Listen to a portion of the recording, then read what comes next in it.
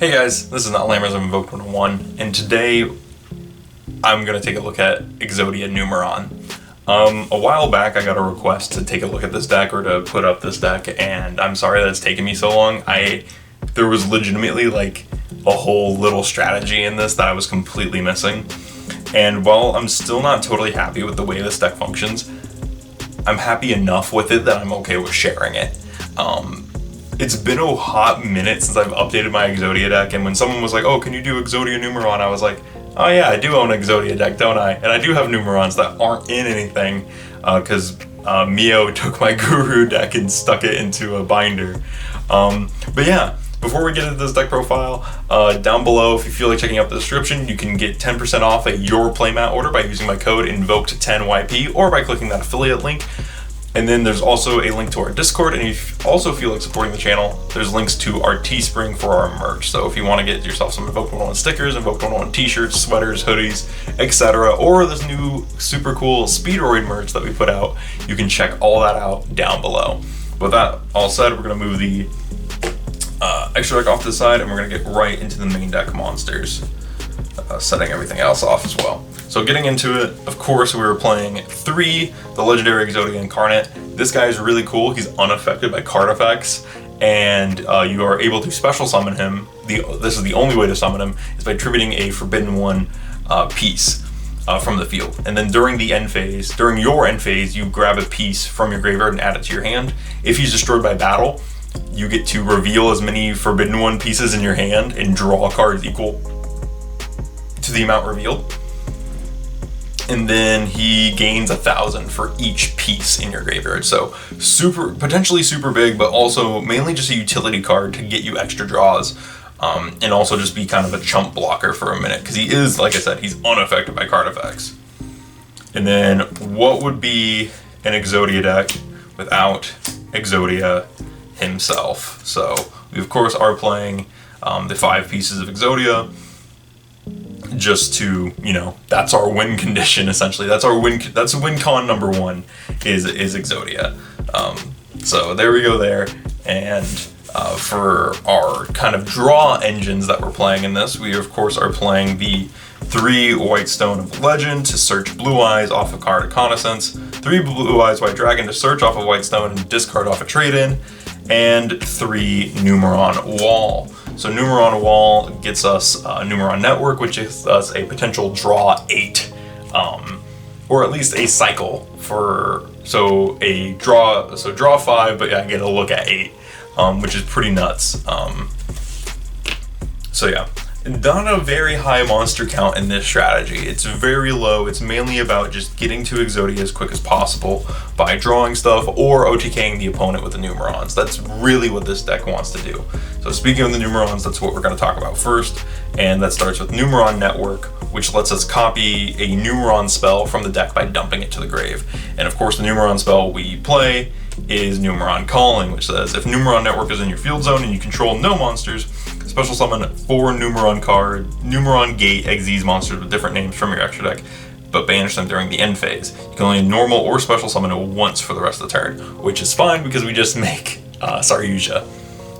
So yeah, very, very good strategy. Ooh, someone peeled out in the parking lot, gave me a jump. Alright, then we're playing 3 Memory of Hope. This is the number monster draw card, and since all the Numeron gates are numbers 1 through 4, we get to draw 4. It's super cool.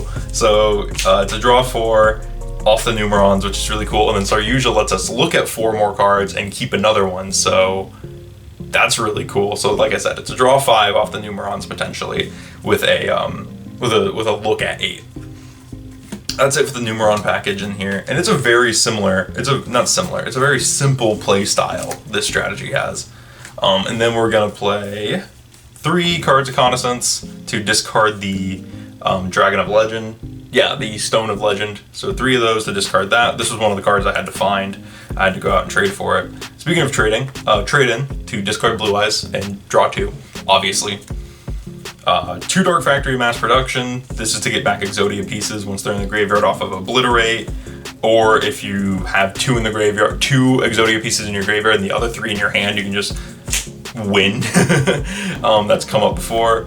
Pot of Avarice to recycle the Blue Eyes and stuff and also get more draws. Upstart and Dark Hole. This should really be, all three of these should really be like Pot of Prosperity.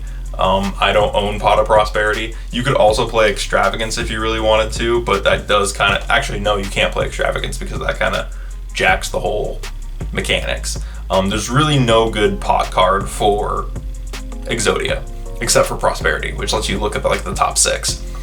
So if you do want to play that, you can, but that is a very expensive card for what this strategy is. So and since I just don't own any in general, I'm not gonna invest in it just for Exodia.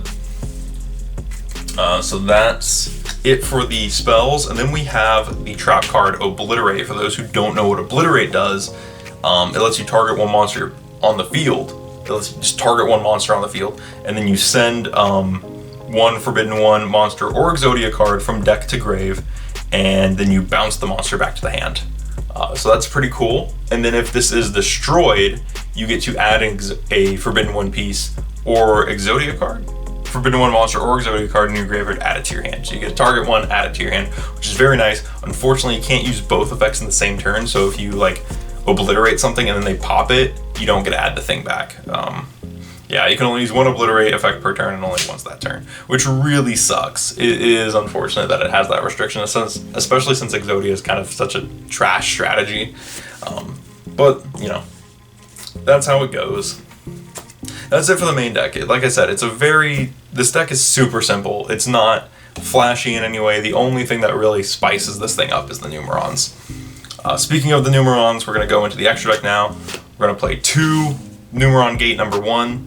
All the Numerons have the same effect, by the way, which is they cannot be destroyed by battle, and at the end of the damage step, if this card had battled an opponent's monster, you can detach a material from this card, double the attack of all Numeron monsters you currently control until the end of the turn. And they all have 1,000 attack. They're all rank 1s, light machines. So they're all the same except their name. And then we played 2 number 2, 2 number 3, 2 number 4. So 2 of all of them except for Chaos number 1's Sungate Sunya, which requires 4 level 2 monsters, or you can also exile summon this card by using 1 gate, gate number 1 as material. And then it also says transfer its material, blah blah blah, banish all monsters on the field whenever it's summoned. Once per turn, during your next standby phase, after this card was banished, you can special summon this banished card. Then if Numeron Network is in your field zone, inflict damage to your opponent equal to the combined attack of all banished Xyz monsters. So it would be, oh, what would that be? That'd be 4,000, 4K burn. That'd be pretty neat. But yeah, so 1 of him, just because like you don't go into him all that much, and then 1 Relinquished Anima, because it's level 1 and you can just steal something. You just pop an Exodia piece on there, steal something, and swing. And then 1 Saryuja. I should really be playing a second Saryuja, but I didn't feel like looking for another one. Which is really what this comes down to. It's like what else are you looking for? But the main reason that I don't also have a full extra deck is because you don't need one. You're never gonna go into it in this strategy because there's nothing to go into except for the Numerons. Like, this is legitimately all you need, you know, a second Saryuja, but that's like it. Same thing with Anima. You can like normal summon the legend, send it to grave for Anima, and then search a Blue Eyes and then get the trade in. That's one of the other reasons that I'm playing the Anima. But yeah, that's it. That's really all you need for the extra deck, and that's really all you need, I feel, for this strategy.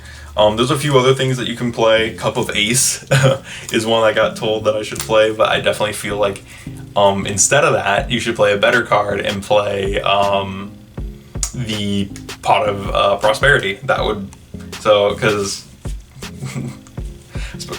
especially if you're playing online. If you're mainly playing online, definitely add Prosperity to it. But that's it. That's my updated Exodia deck. Let me know what you guys thought about this in the comments below. While you're down there, feel free to check out the affiliate link for your playmat if you feel like getting yourself some custom sleeves, such as the ones Angel of Alchemy got. There's some really cool ones with nubbins on them.